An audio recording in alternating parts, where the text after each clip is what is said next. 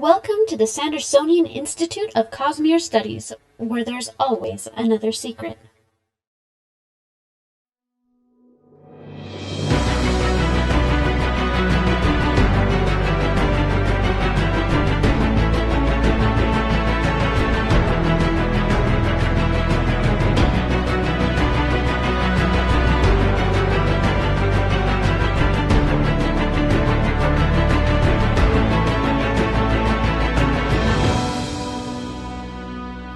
Greetings, Sixers, and welcome to another episode of the Sandersonian Institute of Cosmere Studies. It is episode 108. Today is April 25th, 2022, and I am Bill, and joined, as always, by my conglomerate co-hosts, Amy and Jordan. Before we get started, we do want to remind our listeners that the Sandersonian Institute of Cosmere Studies is not a spoiler-free podcast. That means if there is something in the Cosmere you haven't read and you're worried about hearing spoilers, make sure to go read those first, then come back and join the discussion. Tonight, we are talking about the night a king died.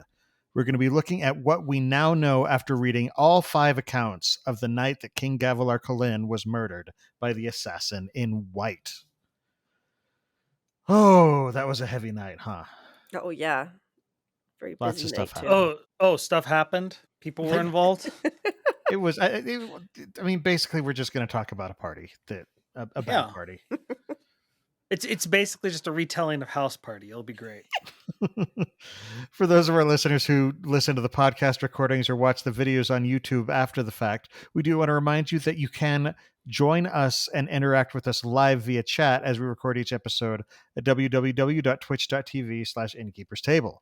We record episodes every other Monday night, starting at 7:30 p.m. Pacific time, 10:30 p.m. Eastern. So please join us, take an active part in the discussion, and just keep things entertaining in the background. It keeps us happy. Mm-hmm. And when we're happy, we make better content, I think. Not only do we make better content, we make better content for everyone. Okay. The Sandersonian Institute of Cosmere Studies is made possible by the support of our listeners and patrons. The show will, of course, continue to be free, but if you want to help us out, head over to patreon.com/Cosmere Studies.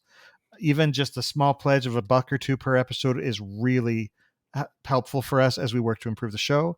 Patrons get immediate access to the Discord channel where you can talk about the show, the Cosmere, and really anything, so long as it's family friendly, with other listeners. It's a great community. We've got some amazing discussions. We do keep it family friendly in there. You'll also get early access to bonus episodes, exclusive access to other bonus content, and other good stuff. Mm-hmm. Jordan, you've been working on the Cosmere reread as we head to as we move towards the release of the Lost Metal in November. So how's that going? Unfortunately, there was a delay in last week, so I'm going to have to double up here this next week. For those who don't know, there's this whole saga going on with my other computer. But I now have all the components. It'll be fixed tomorrow, hopefully, TM. And we'll just be churning those out. So yeah, there may be an avalanche of content being dropped this week. That'd be awesome. So yeah, follow our YouTube channel, and it's not as good as a Sanderlanche, but we do our best to be a couple of flakes rolling down a hill. It's a Sixer lunch? A Sixer lunch? I mean, I'm all for a Sixer lunch. Maybe we do that before the Sanderson mini or Dragonsteel Minicon. We'll have a Sixer lunch. A Sixer lunch. Or no. We'll make it like the next tier level when we figure it out. We'll be like, and if you're at this tier, you get to join us for our monthly Sixer lunches. Oh man. Wow. Oh boy. Clearly, we're on top of things right now. We're adults. And we're all operating at peak performance right now. Notice, graphic programmer, trust me, you don't want a splicer lunch. What a splicer lunch for you? I don't even think I want to know. Okay, so guys, the night Gavilar died. Mm-hmm. So some of this we missed. But that's just because so many people are throwing at him that somebody's going to miss him at some point. Yep. No. So one thing I am working on something special to do with all of the prologues. I'm not quite ready to announce what it is yet. It may affect our discussion at a later point, so we may return to this topic. Mhm. I think there's a whole lot to be broken down in here, and so I think Mhm. Yeah. we'll just have a lot to chat about. So this may not be the only episode we do on this topic. We'll see how this discussion goes. So we've got 5 perspectives. We've got Zeth, Yesna, Eshonai, Navani, and Gavilar. And Yep. I think it's worth just sort of going and looking back at, because this was our introduction to each book. You know, Mhm. this night, it was always around this night.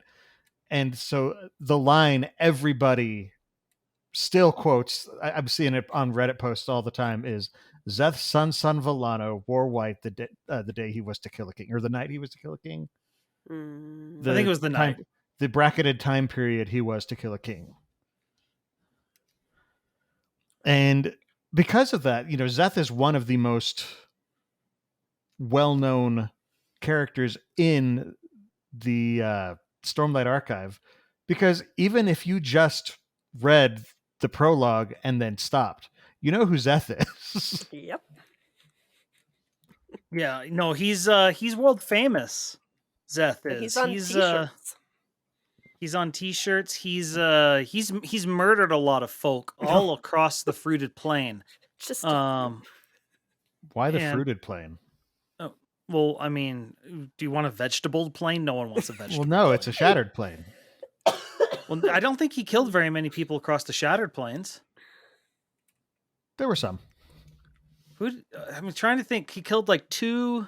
This killed- this is a aside. He killed He Royan. mostly killed people in Vadenar, but yeah, that was a big spree there. the big one in Alethkar is it's a big deal. Yeah, extra flashy. Yep. So one of the things that I just thought was awesome is over the course of these several prologues, we actually see, and the first time we see them, we have no idea who they are, but we saw several heralds showing up. Mm-hmm. You know, so what heralds did we see? Well, We I'm saw glad Nail. you asked. I literally built out a chart I know there was Nail on my desk. and Yep. then Yeah, so Nail and Kellic, the first time we see them, at least Mhm. the first time reading wise, they're sitting at Elhokar? Elhokar's table, chatting him Mhm. up.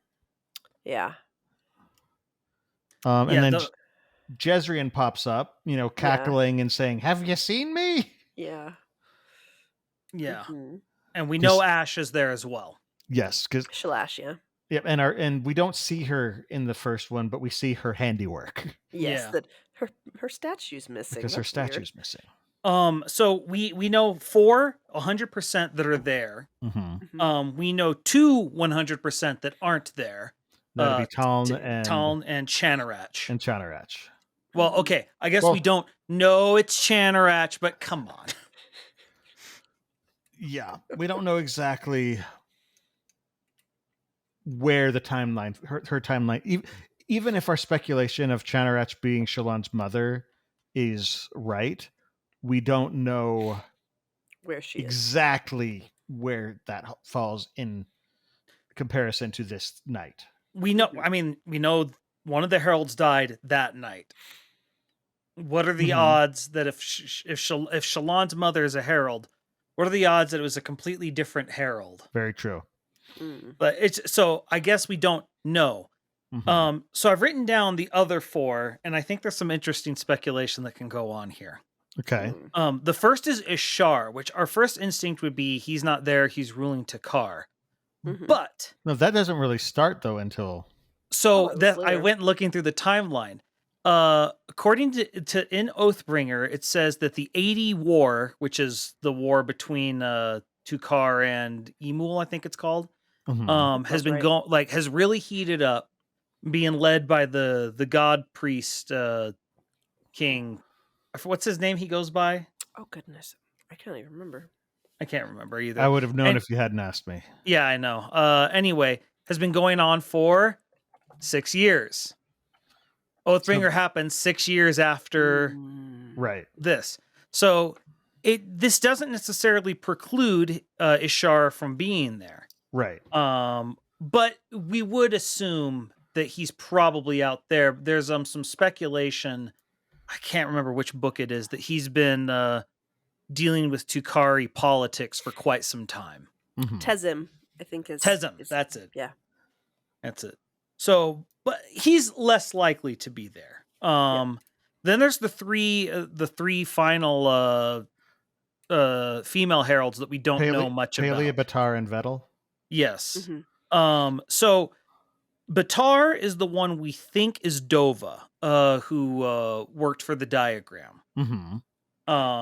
So there's a chance she's there because Taravangian's there. Yes, there's a very good chance she's there. Yeah. But we don't witness her Pylea, personally. Brandon has said in a word of Brandon that to me still doesn't make much sense, that Pylea is one of the Ardents in the Palaneum that we see in the Way of Kings. So the thing about that, Brandon very distinctly mentioned that early on, that she was the older Ardent that we saw wandering around. Asked about it later, he's been a bit more hesitant for some reason. So Yeah, that He may have changed I think his mind. it may have been Batar, personally. I think he may have gotten mixed up. It would make sense that it's Pylea just because it is the Palaneum. It's named for her. But typically they go in the opposite direction. And so Either that or not necessarily the opposite direction. They could go into a corrupted version of the same whatever their direction, I strength feel. is, yeah. Yeah. Nail being the best example of that. But still, like, so there's nothing there. The one that I find interesting is Videl. And I think she Videl, was there. do you think that she's Liss? I think she's Liss. Because she was the healer and Liss is the assassin. And so in defense of that, one of the things that the heralds always stand out in some weird way. And when Yasna is commenting on Liss, she says she can't quite place what her nationality is. And she thinks it's because Liss is just so good at hiding things. But knowing Brandon's tells, I think that might be because she actually doesn't quite fit Right. Because the others. For example, her she accent predates. may be from another time or Yeah, and she may predate when they kind of split up into different nationalities more. So she has different qualities from each of them. Yeah. well, So and also because the heralds predate Roshar. Yeah. You know, the heralds came from Ashen. That's true. yeah, and so that's all the possibilities for the heralds being there. But the point is, at a very minimum, they've got 4 of them.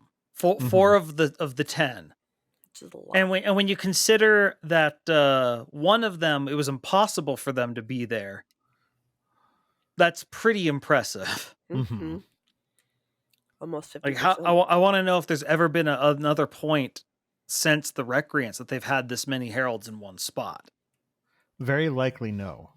Yeah. Well, I also find it very interesting because in a sort of parallel, another huge moment in the Cosmere, the Battle of is it Thalen Field? The Battle of Thalen Field. They had representatives from all 10 of the Orders of Radiance, and they had at least 3 heralds there at that battle. Town, Ash, and Nail. Nail, that's right. I forgot Nail was there. Yeah, I mean, he wasn't doing anything, but he was there. Yeah. And so, yeah, it's been a while. Well, and that's the like Kalek, we see it in Yasna's when she stumbles upon him. He's like, "We're not supposed to be getting worse, you know. She's here, you know."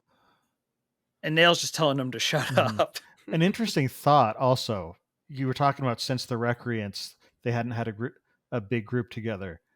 Each time a group of them has gathered since the Recreants, one of them has died. because with the recreants, Talon died. Yeah. This night, we suspect it was Chanarach died. Yeah. Somebody And died. then at Thalen Field, Jezrien died. Yeah. Was that the same night? It was the same- because they're in the.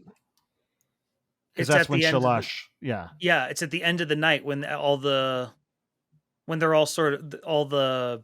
refugees are sort of filing out and they're trying to escape as Mhm. refugees. Because that happens in the middle of it, and then Yesna shows up with the pictures, and she's like, "Whoa, why did Midias give them pictures of us?" Mhm. And we're just like, "Oh, so Hoyd knows them, okay." Yep. And she knows him by that's his actual Yeah. name, I believe. Who knows with that No, man? no. The reason I say that, and this is something that could easily have changed, but in what's it called? The Liar of Partenell. That was the name he went by. Okay. Oh. Like before he was Hoyd. Like that's the name he used when he was talking to other Hoyd, who he named himself after. Mm. I thought there was one more name. There were Sephandrius. Sephandrius, yeah. Yeah. That's the one that Race uses. Yes. Yeah, I think so. So, who knows? He's got so many names. Oh, he does. And there's Lots of Topaz names. and Drifter and Drifter's my favorite. It's such a great description of him, but it also just makes sense from Kelsear's perspective of he's literally drifting when he sees him. there are also probably several names that he's been called that don't bear repeating. No. Yeah. Especially his wit. Yep. But no, so yeah. It's a veritable who's who at this party. Mm-hmm. Because, also at this party we have Rushu Chris, Right. who we now know is working with at least in some respect, working with Gavilar. Well, he helped discover Voidlight. Is it Voidlight or anti-Voidlight? I still can't quite tell. Because again, the sphere that Gavilar pulled out at the end and gave to Zeth, thinking he's giving it to the Stormfather, that was anti-Voidlight or anti-Stormlight. Anti-Voidlight? So what it does hints that it's anti-void light, but how it looks seems more like regular void light. Right, but again, by mixing the two, it created what's essentially an antimatter explosion. Yeah, and so like I said, it's one indicates one indicates the other. I think it's anti-void light. I think we might be missing something with the description where they're describing it maybe a little bit wrong. I don't know. The thing that I always come back is how did he figure it out? Like, and the secret not get out. That's the part where I always go to. Just because that's what I want to know. Not that I'm doubting it. Just sort of, how did they keep that secret? It was probably only revealed to the most devout zealots, is what I would guess. Yeah. Which is interesting because that means Amaram wasn't among those. Wasn't privy to that. Which I would have thought he'd be privy to that. Well, then again, at this point, Gavilar's keeping everything incredibly close to and that's the thing is you remember Gavilar didn't fully trust Amaram at the end. He wanted Yasna to marry him so that he'd have sort of a connection, a hold over him, a tie. Yeah. To him. And so for me personally, I don't know about you guys, I had forgotten a lot in Yesna's chapter. Oh, yeah. I completely forgotten her interaction with him. With Amaram? With Amaram? With Gavilar and Gavilar. Amaram, but it was at the same time. Yeah. Where it's slightly different than how I remember it. Like Gavilar doesn't feel as dismissive in Yesna's version of it. Right. Yeah. But not like it's one of these things where it's like he felt more dismissive in the other one, but that's also we're getting him in literally the throes of his arrogance in his chapter. And we're Or- getting Yesna's perspective of the father who she adores. Yeah. And so, And so she interprets it likely very differently than it Yeah. actually was. Well, well, and it sounds like she's losing some of that adoration though too, because she has some line about him like changing really drastically, and she's Mhm. not sure what caused it, so she's trying to figure it out at the same Yeah, time too. that's true. yeah. And what's changed is he's been talking to the Stormfather Yeah. and thinks he's going to live forever. Mm-hmm. The other thing about it is I think Gavilar does like appreciate his daughter more than he does Navani. Mm-hmm. Mm-hmm. Just reading this chapter, I just get that impression. Yeah. Probably because he probably hasn't been arguing as much with Yesna than he has Navani, Mm-hmm. because Navani's been like, "Hey, there's a kingdom to run," and he's like, "I'm gonna live forever." Well, and I mean, and it's his daughter versus his wife, who they've had a falling away, and Yeah. like their relationship is just crumbled and like decayed. Which is so Part. frustrating, because you see, like, the relationship that Navani has with Gavilar and the relationship he has with Dalinar are such interesting parallels, Mm-hmm. because Dalinar encourages her flights of fancy, as sort as Gavilar thinks of them, Yeah. and he's like, no, this could be useful, and she creates a an airship. She makes so much stuff that she could have done so much more if Gavilar would have just stepped up and been Yeah. an actual husband and not just a jerk. Well, he let himself get caught in his flight of fancy. Mm-hmm. Mm-hmm. It's one of and to ego. the point. Well, it's interesting because he has that line in his chapter about how, who would have thought her little hobby would, Would be be the paid key to payoff, yeah. everything. It's one of these things. It goes to show he dismissed, like, it's not just Navani he was dismissing. It was the entire study. Artifabriate. Yeah, Mhm. of Artifabrians. And one of the things is he's like, who would have thought? Like, where he's now changed his opinion on Artifabrians, but he hasn't made that switch at, wait a minute.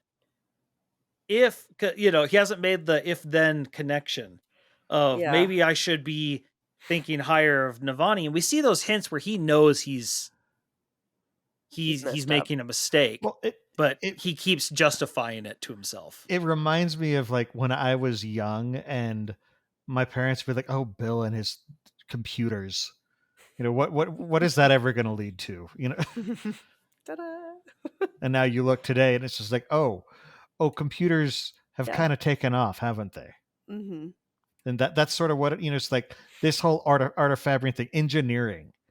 Yeah. What a silly pastime.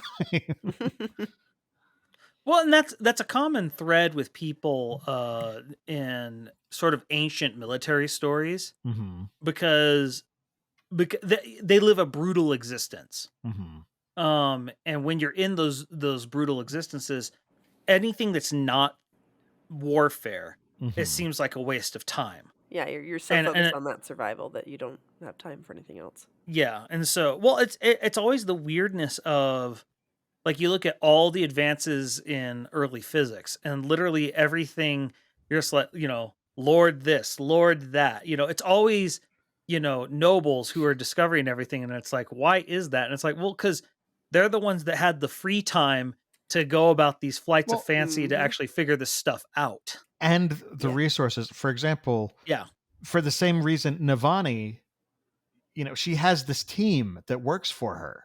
Yeah. And, she's working to put a lot of it together. But she does have this team that she can work with that other people just don't have available. Mm-hmm. Yeah. And I think she also, we don't have a good way to compare, but I think she's able to make more progress after Illicar takes the throne, because she doesn't have to run the kingdom anymore. Yeah. So she has more time to manage her team and work with them. She's just sort of put off to the side. She's now the Queen Mother, the Dowager Queen, Queen. Yeah. Well, and on top of it, we see in her prologue And we've seen it elsewhere, but I think her prologue really highlights it. She is a logistical genius. Mm-hmm. Mhm. You now take that logistical genius, you give it a little more time, and you give it a team. And like she is the perfect team lead on an Mm-hmm. Artifabrian project Yeah. because she's got the resources, she's got the people smarts, she's got the logistical smarts, and she's like no one's gonna say she's as smart as oh, what's her assistant? Rushu. Oh. Rushu. She's not as smart as I don't think we'd say she's as smart as her when it comes to Artifabrians, but she knows enough To Mm-hmm. know where where to be like, "Oh, that's an interesting thing. Maybe we yeah. can lean Well, that way." and like Rushu is, she's flighty. Yeah. She's Mhm. brilliant, but she's very flighty. And then Yeah.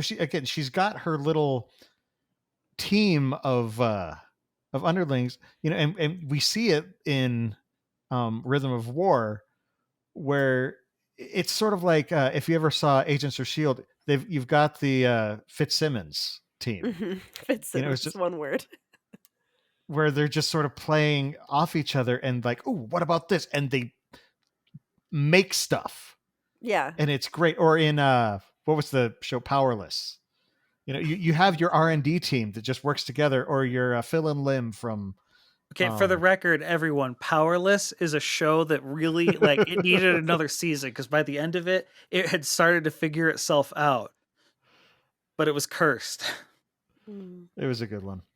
It But was. you just have these, again, Phil and Lim from Better Off Ted. This just R&D team that bounce ideas off each other and like, ooh, let's try this.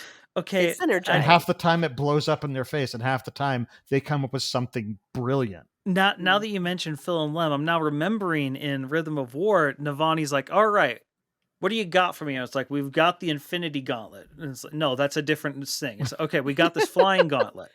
And she's like, all right, what's it do? And like she's showing her, and she's like, okay, so you're gonna have this thing, and it's gonna rip you across, without any control. And she just realizes, oh my goodness, it's a miracle my team has not killed themselves. It's like that looks like it would hurt a lot. Yeah, Yeah. it's like it's gonna rip you right out from your wrist socket. Like, Well, then but that's the difference. Navani is she's not smart enough to come up with the mechanism. She's smart enough to understand how the mechanism works and understand that, hey, you guys want humans to use this, right? We may need to figure a safety mechanism out so Yeah. that you don't, lose a hand. Or just give it to Kaladin, it's fine. And it's funny. She's He can grow like one back if he It'll needs. be fine. she really is like the team mom. Like Mhm. even when she's not actually the mom, she's still the mom. Oh, Just yeah. having yeah. to be like, oh look, my children, they're finding ways to, play in the street still. I made that thing safe, and then you went and bent the rule to make yourself not safe. Okay, back inside the box I made, just over there. Common sense is surprisingly uncommon. She's got it. Yeah. And She kicks them back into play as they sort of Mhm. stray out of bounds. well, I'm Back just over there. because my dad is he's a sales manager for a highly technical company. He himself doesn't have the highly technical expertise, but he has a chemical engineering degree and he worked in a lot of this stuff. And so as he moved up, technology moved on. So but he knows enough that he can understand what his engineers are telling him. Mm-hmm. Mhm. But at the same time, he knows enough about sales to tell them, no, take out these 19 pages of your report. They don't care about this. Mm-hmm. They're not gonna read it. It's just they're gonna go to sleep. No. Yeah. And so you got to have someone who can act as the in between. Yeah, it can bridge the gap between very technical and then like the people person and kind of have the in between. Yeah, as I've done a very little bit of technical writing, and that's sort of the job, is understanding the technical stuff and putting it into language that the not technical people can understand it. Mm. When I was in college, I worked as a stats TA in the open lab for a while, and that was kind of my job. Is like, the kids would come in, and I'd say, okay, here's the sort of high level knowledge. I need to translate it into something that they'll get, so that it'll click for them, and they can do, Mm. so that they can do the homework even if they're not here in the open lab. They're not just regurgitating what I'm saying to them, they actually can kind of figure out the concept. Mm-hmm. For the record, though, now, Bill, anytime I reread Rhythm of War, I'm going to imagine Phil and Lem as part of Good for Navani's you. team. That my work is done. Anytime I can bring Phil and Lem up into a conversation, it's a good conversation. And if you haven't watched Better Off Ted, watch Better Off Ted. Just for full disclosure, we are not associated with any of these properties that we've been talking about. I haven't seen Better Off Yet. Ted still. I think it's on streaming services I don't have. I think that's why. It's just on the main ones. Well, I don't have Hulu. That's what I don't have. So it's on that one. I don't want to pay for ads. Anyway, worrying about things that do not involve ads. Mm-hmm. So yes. But no, we definitely. But getting back more to the point, Navani's chapter. It's like I remembered it pretty well. I was proud of that, but it's so frustrating. What do you mean? Just seeing her having to run around like a chicken with her head cut off and masterfully doing it. Yes. Oh yeah, and I mean, she plays that castle staff like a symphony. But yeah, it's very frustrating, especially once we get to the Gavilar and we see why she's having to do all this. Yeah, like, and I think I commented on it during the episode when we were talking about that prologue, but like, I totally felt for Navani in that, and I'm like, oh yeah, Sanderson has talked to his wife or witnessed this personally with like someone having to manage and everything and just running around like crazy. So I appreciated that. Well, I'm willing to bet that's like Brandon has seen this because Brandon is the person with the flights of fancy and needing other people to handle the day-to-day because that's literally how the team is set up. The difference being Brandon's not doing it because he thinks he's going to live forever. It's because Brandon just wants to write forever. Yeah. As much as he possibly can. And we support that. Yeah, so we get more secret books. 120 secret books. Yes. But yeah, the other one that I had forgotten so much from was Eshonai's. Yeah. What stood out to you? One, how irresponsible she is. Well, particularly because we've seen a little bit of Eshonai now. Yeah. And it was early Eshonai was very different from later Eshonai. Yeah, she seems very childish and naive in her perspective. And I mean, in this one, she hasn't really dealt with humans too much, and so she doesn't really know how deceptive and everything else they kind of are. Well, and it's part of what I like from when we get their chapters. It's interesting where, because much like bugs, they're very specialized, and they realize, they're starting to understand the weirdness from their perspective of what humans are. It's like, all forms at all times. That's complicated and distracting, isn't it? Yeah. Well, the way that Brandon tells a lot of the stuff that's going on in these prologues is fascinating to me. Because each prologue sort of reveals a little bit of something that we saw in the earlier prologues and gives it context. It's like, have you ever seen the movie Memento? Yes, it's a Christopher Nolan piece. The premise in it is that there's a character, the main character has retrograde amnesia. And he has like pictures that he's looking at to try and figure out. And so what happens is every, I think 15 to 20 minutes, he forgets everything. And the movie is told in reverse. So you have a scene and then he gets to the end where it flashes and then you jump back to the previous sequence of events. And it gives context to what he was doing in the previous scene. It's really interesting. But that's sort of what Brandon is doing here, is he's laying all these different seeds in each of the prologues, and then the later prologues you get to it, and it gives a different context that completely changes everything. Like, for example, you were talking about the interaction between Yesna and Gavilar, and then we see Gavilar's perspective, and we realize, he was using her as a bargaining chip. Yeah. Or acting like kings always do with their daughters. They just sell them off to political gain. Or So. you see Nail and Kellic talking to Elhokar, and you see Dalinar off drunk, and then it's not until Oathbringer actually that we even see that why Dalinar was drunk out of his mind that night. Mm-hmm. And it's just interesting that as this goes on, we get more of a picture of that specific night, because that is the night around which this whole series kind of revolves. Yeah, it's the big catalyst. I mean, it's kind of like an onion or something, like how there's more layers and layers and layers as you peel it. And I'm sure... I don't like onions. How about a cake? Well, we could do cake, but you don't usually peel cake. How about a parfait? I love parfaits. Parfaits are delicious. What about pancakes? We like pancakes. Okay, that's just a little crazy. How does Shrek keep coming up in reviews? Shrek I don't even know. Oh, it's waffles, not pancakes in that movie. It's been a while since I've seen it. Anyway, moving on. Oh, I thought you were making a Lift reference. Oh, that I could. Yes, I totally was making a Lift reference. We'll fix it in post. Yes, it's fine. I'm not gonna fix it in post. It's not gonna happen. It's okay. I'll blame the cold. Oh no, she's dying again. I'm fine. My throat's just dry. No. So this is an aside. I discovered a channel called Kaya Reads on YouTube, and she recently reviewed Oathbringer, and everyone should check it out.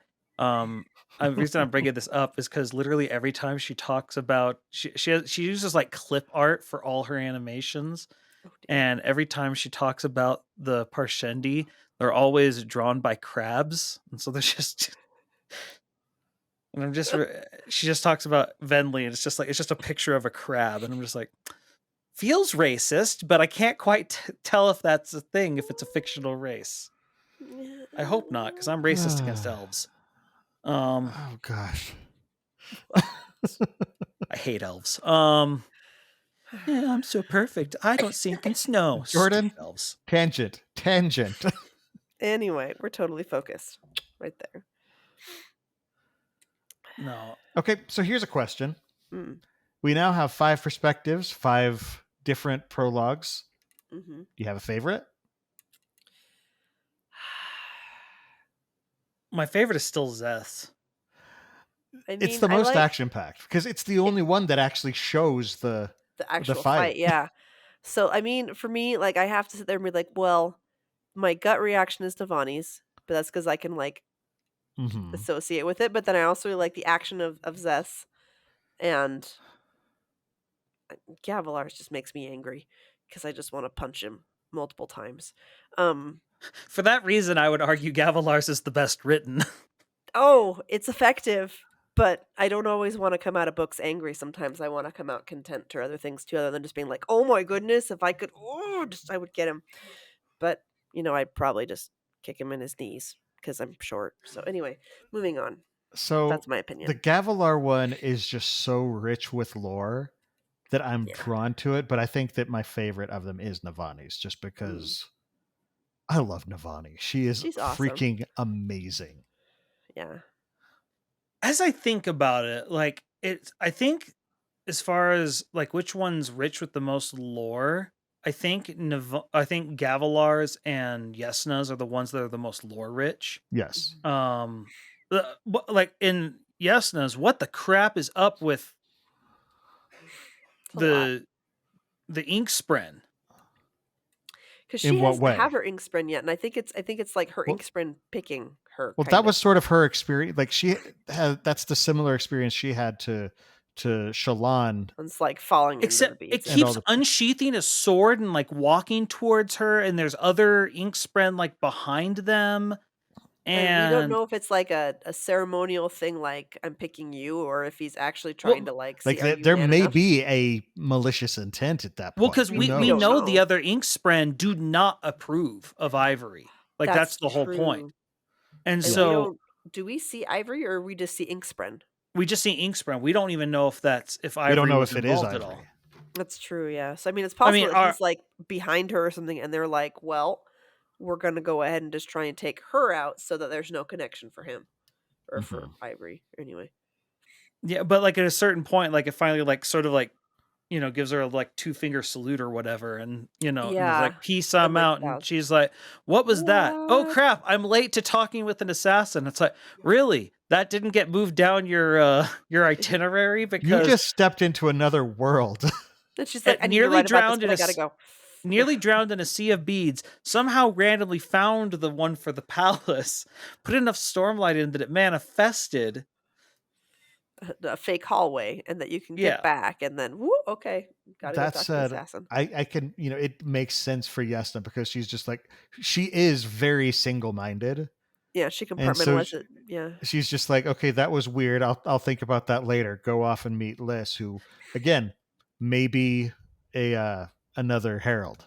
Yeah, and then Liz just drops that she was the one who owned Zeth. Yep. Mm-hmm. And Found sold him them to just a little the too creepy. Parshendi. Well, and then just Yep. this, like, Yesna's chapter is full of so many, but if something's slightly changed, everything's different. Because on one hand, she sees Zeth.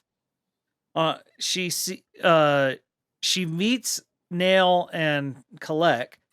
She sees her father die. Mm-hmm. She's the one that the Parshendi go and admit their guilt to. Yeah. And on top of it, she finds out about the assassin from Liz.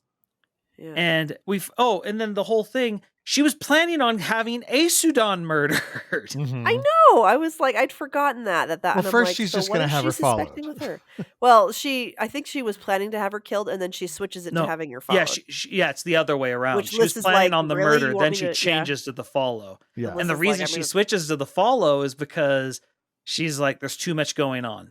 This is too bold. We need It's too hot. I gotta keep it cool right now. Well, and meanwhile, we find out that Aesudan is one of the, is part of the Sons of Honor. Yeah. Huh. a lot of fun. There's a lot there's a lot. There's a lot of fun stuff going on. I don't know how much more we'll find out about Aesudan, though, because, I mean, since she's dead. I mean, we've learned stuff about Eshonai since she died. Yeah. That's true. Yeah, I mean, it makes you wonder, when did Liz leave? Like, because she probably wasn't stupid enough to stick around through all of, Aesudan turning into a monster and stuff, right? And we don't see any indication of her, but that doesn't mean that she wasn't there. But she's also going for a paycheck, not for.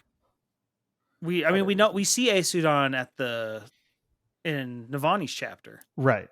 Yes, but she's not being followed by Liz yet. No, not yet. Mm-hmm. No, she's just being incredibly smarmy. Yeah.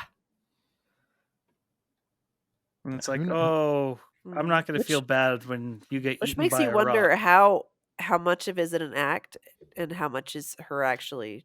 And that's what I'm thinking. And how much is her actually being a little like socialite, or if she's just playing it up. I feel like there's at least one more layer to Aesudan that we don't know yet. Yeah. Still don't like her as a person, but that's. Navani says that she's not a nice person, and I'll trust Navani. Yeah, I mean, you just have to witness what she does to her kid, and that's what she lets happen to her kid. Yeah, that's. Well, now at that point, she was also like possessed, basically. Yeah. I'm not saying she was a good mother by any means, but at that point, it was beyond natural bad mother stuff. That was there was a supernatural element to it. Yeah, there were levels of extra bad. But no, I think it'll be interesting because again, we know that there's a time jump coming. I'm wondering if we'll find some stuff out about Aesudan through Gavinor's perspective. Oh. See what Mother. Depending on how long the time jump is, he could be anywhere from 12 to early 20s. Yeah. Yeah. Who knows? Interesting. If he doesn't have anything to do with the battle between Champion. the champions battle. So Yeah, I'm gonna say no. I don't like it. He's not the champion. Nope. no, I don't like it either. It's just, but it's one of those that it's like, oh no, it makes sense. And so I don't know. I'm not saying it's going to be that. I think it'll be, and I personally think that it would be a very cool opportunity to look at Gavilar and what's his name? Starts with an O. Kaladin's little Oridon? brother. Oridon. Oh, Oridon. Yeah, I think it's Oridon. Yeah, Oridon, and because I think Gavilar and Oridon have the potential to have a buddy growing up together thing, and also if Shallan and Adolin have a kid, Yeah, I mean they could. I'm looking forward to the time jump because there's so many characters that I'm just like, okay, what are you going to be like in X years? In 10 years, 20 years, yeah. Stormlight, the next generation.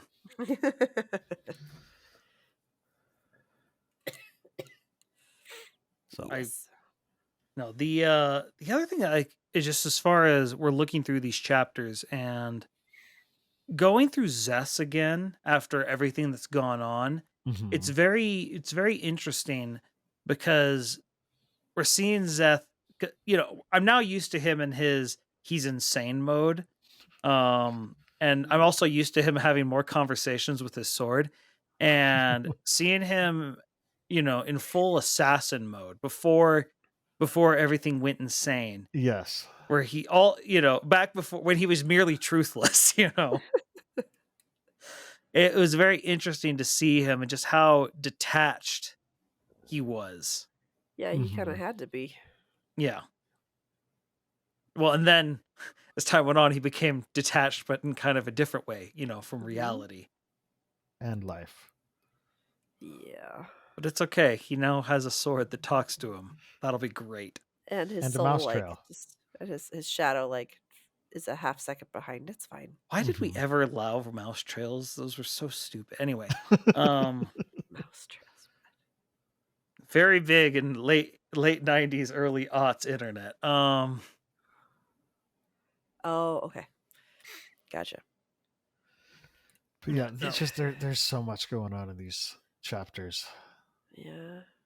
There was something. I'm trying to remember. There was something else in Yesness chapter. I just love the fact that Brandon planted seeds so early and let them be that slow burn, because there are seeds that he planted in book 1 that haven't been realized until book 5.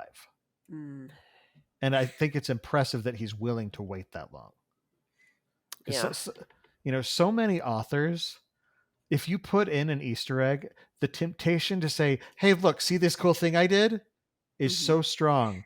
But if you leave it for somebody to discover, and, even if, and especially if it takes the longer it takes, the cooler it is. I just love that this kind of thing is there to find. Well, and it's not retcon stuff. It's actually planted there. Oh, yes. And he, I think he has the advantage of he knows his books are successful enough that he can afford to do that. Versus some other authors don't know that their books will do as well. And the Way of Kings, he wasn't sure yet. He wasn't. Oh, okay. I think it shows the strength of what happens if you're an outliner. Yeah. Versus a pants writer. Because if you the one that he always uses as an example of a pants writer is Stephen King, who ironically is also the other writer who writes at an insane pace that no one else can match. And the advantage there is because you're just really going with the flow, your conversations tend to be just really pop because they feel so real. Because there's no I need to get to this point. You just let the conversations happen because you're writing. Yeah, you let by the seat characters of your kind of run it themselves. Right. But the problem is you can't do these big sprawling books with all these tie-ins. Stephen King's talked about how when he finally started wanting to tie some of these books together, he was like, crap, I don't remember what happened. I've written like 80 books. And so he was going to his fans' Wikipedia pages for him to look up details. And then he discovered certain fan theories that he's like, that makes so much more sense. We're going with that. Like it just I like that one. Yep. That's funny. where he did, because he'd forgotten details that, they're like, oh, he's foreshadowing this. And he's like, I'm not, but now I am. And whereas Brandon, because he plans everything out, Brandon's sitting here like the one we always go back to, the earring for Vin. He's able to put just the right hints there so that when you reread it, it's obvious. You're like, well, Mhm. there it is. Yeah. But it's not obvious when you read it the first time because you don't even know like it's not even a sleight of hand trick. It's like you didn't think you were at a magician show. Mhm. Yeah. You It's didn't like, know I thought what this thing was a you were supposed to comedy be looking at. sketch. Yeah. Well, and that's you why were- it gets harder the more books that Brandon writes, because suddenly, well, and it's one of the failings, I think, of M. Night Shyamalan. It's because after The Sixth Sense, everybody's looking for the twist, and so each movie starts to have the twist, and after a while, it's just like Well, what twist do you do? you have to have a twist that's worth twisting. Yeah. Well, and it's one thing I like about Brandon is despite his early books having some very big twists in them, I feel like as time has gone on, he hasn't felt the need for a big, like, holy crap plot twist. It's more Mhm. holy crap big reveal in a lot of these books. Yeah, and, like, Emperor's different- Soul is a yeah. good example. There's not like a big, oh, what a twist. Like, I think the big twist was, oh, I burned the painting. What? Mhm. Oh, yeah. And it's like, but that's not a plot twist. That's a character twist. Well, and it's where also an in-universe twist. Yeah. Mhm. And so Brandon has played with the fact that he's known for twists by changing what the twist is. Well, Yeah. and that's the other thing is Brandon, that was one of his things when he first started. It wasn't a major plot twist, but it was a twist on a trope. For example, Elantris was a twist on the zombie trope. Mistborn was a twist on the heist movie. Mm. It was like it wasn't a twist; it was Brandon's version of it. Yeah, his take on it. Yeah. Yeah, and so going back to what we're doing here with the prologue, where it's like I have this giant sprawling series, I'm going to tell the same night over and over and over again, but from a different perspective. That's a way to twist our expectations. The Gavilar chapter is a great example because it's because we get the capstone of it. We Mhm. suddenly it twists. Holy cow! That changes what Dalinar's doing. That changes what Amaram's doing. That changes what well, not Navani, but it changes what Seth was doing. Mhm. Mhm. And you just start going through all these different things. You're like, oh wow, this changes everything. But like that's been true going through each one. Because when we got Yesna's, suddenly, we're like, oh, there's a lot more political intrigue going on here. If Yesna's sitting here considering how do I get rid of Aesudan, that Mhm. means there's a What's lot going more on? politicking going on. If we get to the Eshonai one and we get our first real conversation with Dalinar, and we're Mhm. like, oh no, Dalinar was really up to some dangerous stuff. You mean Gavilar? Or Gavilar, sorry, not Dalinar. Yeah, Yeah. opposite. Switch that. Strike that. We get Navani's and we see, oh dear, Gavilar they is had a terrible person. yeah, And that's the thing is you start off thinking of Gavilar as this, the good king has died type thing. Mhm. And he's succeeded by his mealy mouthed son. No, the original king was awful, Yep. but Yeah, he so- knew how to put on a face. He was a narcissist. Mhm. yeah. Well, but you get the impression because everyone talks about it, even Navani, who sees him at his worst. She says like this isn't who he used to be. Mhm. Yeah. Like, and so it's one of these things where like that's the reason it's also skewed for us starting out because who in the early books who do we get perspectives on that actually knew Gavilar? The only one we get is Dalinar. And Dalinar sees his brother with very rose-colored glasses to the Mhm. point where he's like, I didn't stick to the codes, and that's why my brother is dead. I Mhm. should have listened to my brother. And then But again, that- seeing Gavilar, the reason he told him to stick to the codes is because he was actually trying to place the idea in his mind to break the codes. Yes, I mean, it's like, oh, you actually were following but the in command the of your twist brother, of you just didn't realize irony, it. what ends up making Dalinar worthy to become What the Gavilar should have been. Yeah. yeah, it's because Gavilar told him to stick to the Do it. codes. Yep. And so Mhm. he actually did become a better man because of what Gavilar said. It just came through horrible manipulation on Gavilar's part and a horrible misunderstanding on Dalinar's part. And Gavilar had to die because I think if he'd stayed alive, then it would not have. Oh no, Yeah. because had Gavilar lived, Gavilar's entire picture of who Dalinar should be was to be his hammer. Yeah. And point him in the direction of things that need to break, and he will And handle it. And he smashes it, and then you tell him to stop, and you get him drunk, and then you point him at the next thing to smash, and then he's Yeah. good. And but that's the thing, we get Dalinar's version of events. We also see why Gavilar has this opinion of him and why their relationship fell apart. Was it was a turning point for both of them. It was the turning point for Dalinar to realize, I need to rein myself in because I was almost willing to kill my brother. And I Mhm. will be supportive brother, and I'll be the best supportive brother ever. And brother ironically, ever. it's when Gavilar saw it. Yeah, because Gavilar saw the red in his eyes, and he's like, I have to. "Oh, that's Oh, scary. no. I don't want to do that again. I never want to do that again." Yeah. And it's just Yep. it's interesting how you just get different perspectives, and it changes everything. Because at first, Mhm. I was always under the impression Gavilar didn't know how close he was to dying, and it's like, no, Gavilar's smart. He notices things. Yeah. He just, but I keep going back to the secret history. What's the weakness of all clever men? They don't know as much as they think they do. Indeed. And that's Dalinar's strengths. He knows he's not a clever man.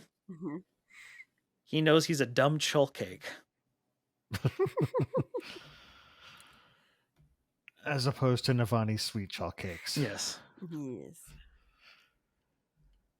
Well, any other thoughts on this right now? There's like almost too much to process, but that seems to be the norm with the Cosmere for me.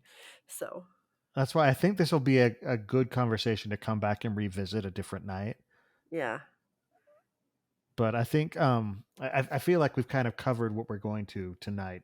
And it might be a good time to sort of let it sit and simmer for a while.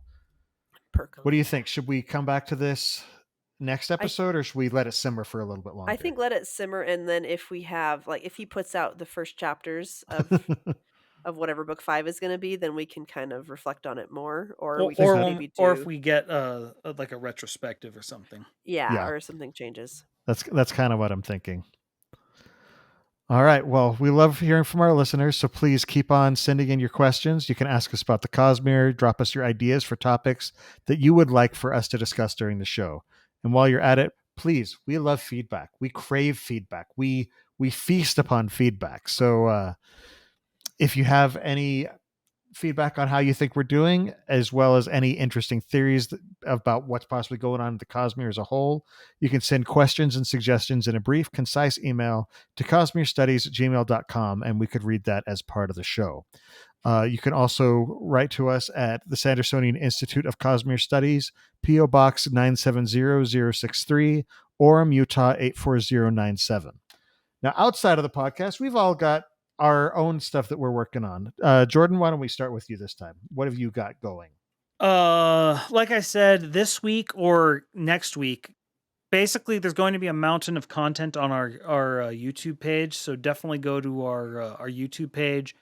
And I definitely need help from you, the gentle viewer, on getting comments for the Cosmere reread. So if you're a part of our Discord, because you're one of our patrons, please put questions or observations from the appropriate chapters in there, so I actually have something to react to. I'd appreciate that. Additionally, you can find me over on twitch.tv/splicestream. We just had our 900th stream. It was an incredible stream. My voice is still recovering from it because I streamed for a very long period of time. I beat the Amiibo Raid Boss Tower, and then I played Portal 2 with Kamizite, who is my personal Lopen. And but the biggest thing is I got introduced to GeoGuessr, and we're now trying to do that also in Marbles on stream in between certain Smash sessions. So definitely come by our Twitch if you're a fan of Marbles on stream or GeoGuessr, because that has been our newest obsession. Okay. How about you, Amy? My Facebook is Coincidence Cosplay and Props. My Twitter is @CoincidenceCosp because my name is too long. My Instagram is @coincidence_cosplay, and my TikTok is @coincidencecosplay. And my website is www.coincidencecosplay.com. So I just got back from being in Southern Utah for like 8 days. So that's part of why my voice is thrashed, is because me and my family got to share a cold. So I haven't put anything up, but I'm probably going to put up pictures of my trip, probably. And like a lot of them look a lot like Roshar, because I mean it's like Bryce Canyon and Zion's National Park and Capitol Reef and oh my goodness, I'm gonna forget the names now. And Canyonlands and Arches, and like they're all those rock formations and everything. I got as many cool pictures as I could, and there's always Cool. more that I should have gotten. But my big projects that I'm going to try and work on is some real life stuff that's not photogenic, and then finishing my Nazgul boots. That's like my thing that I need to get done. And once I have that done, then I will try and take some Nazgul pictures and do my little Nazgul. It'll be great. So Cool. And then I have another podcast that's about board games. I co-host it with my friend Dylan. The show is called The Innkeeper's Table, and we have new episodes every Friday morning. Most recently, we did another spotlight on a Spiel des Jahres or Game of the Year winner called Enchanted Forest that came out in 1982 or won in 1982. And our next episode, we talk about lending games to other people. Is it something you should do? How should you handle it if you do decide to do that? Etc. Etc. Etc. We also recently had our 100th episode of that.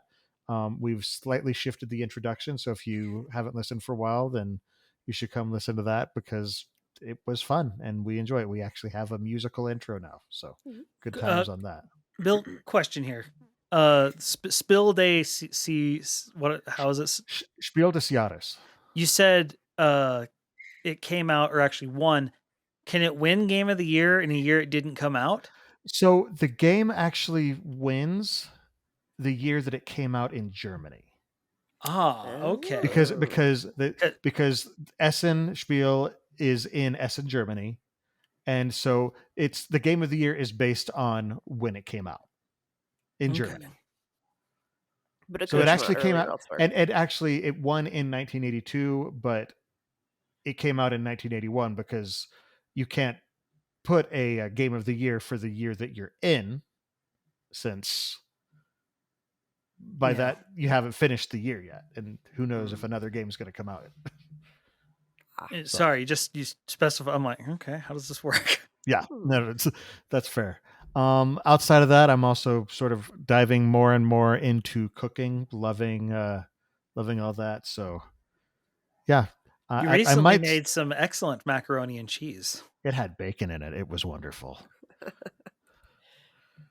But yeah, for those of our listeners who want to support the Sandersonian Institute of Cosmere Studies, but you can't become a patron, we'd love it if you just tell your friends about us. Just spread the word and share the show with people who might enjoy it. Don't forget to subscribe to the podcast or to like and subscribe over on youtube.com/Cosmere Studies. And if you want to give us a good review, we love that. Wherever you listen to us, just anywhere, it helps us out. So. Also, if you want to buy some merch, we have a merch store now over at store.streamelements.com/Cosmere Studies. So you should check that out too. Final thoughts, guys. I'm glad Gavilar died. I'm going to just stick to that one. Yep. I think Brandon is too, but I mean, the final sentence is that he died alone. It's just like, as all men make must. Yes. Yeah. Should just die. Yeah. As much as he had his huge delusions of grandeur and these grand plans, he died, as all other men. He should have just left a journal, and then Navani could have read it and fixed a lot of problems. But no. Maybe he did. Maybe they'll find it. Ooh. But I mean, that's the final thought is what's the difference between Gavilar and Kelsear? Oh no, One I've to- heard this one. I've heard this one. But the difference is one trusts people, the other one didn't. Yeah. And It's true. Kelsear ended up saving his world twice over. Gavilar doomed it. And Kelsear became effectively immortal. Yeah. And got to tell Gavilar off. Yep. Never mind, I changed my answer. Gavilar is my favorite chapter. Kelsear's in it. So I knew that was coming. Oh yeah. I was wondering about that. Yes. Special thanks to our patron producer, Mim's Laundry Service, constantly keeping your clothing cleaner than your corrupted conscience. In addition to the live episodes of the show that stream on twitch.tv/Innkeeper's Table every 2 weeks on Monday nights at 7:30 p.m. Pacific Time, 10:30 p.m. Eastern, listeners can find our videos on YouTube or the audio versions of the podcast on Apple Podcasts, Spotify, and just about any other service that carries podcasts by searching for Cosmere Studies. You can also follow us on Twitter, Instagram, and Facebook under the profile @Cosmere Studies. And if you have any questions, feedback, or suggestions for the show, email them to cosmerestudies@gmail.com. In our next episode, we are going to be discussing Sanderson's third and, so far, final law. A thorough exploration of a single magical ability is better than the creation of lots of different abilities. Go deep before you go broad. So be here live at 7:30 p.m. Pacific Time, 10:30 p.m. Eastern in 2 weeks on May 9th, 2022 at www.twitch.tv/Innkeeper's Table. Until then, on behalf of Amy, Jordan, and myself, thanks for listening. And remember, there's always another secret. secret.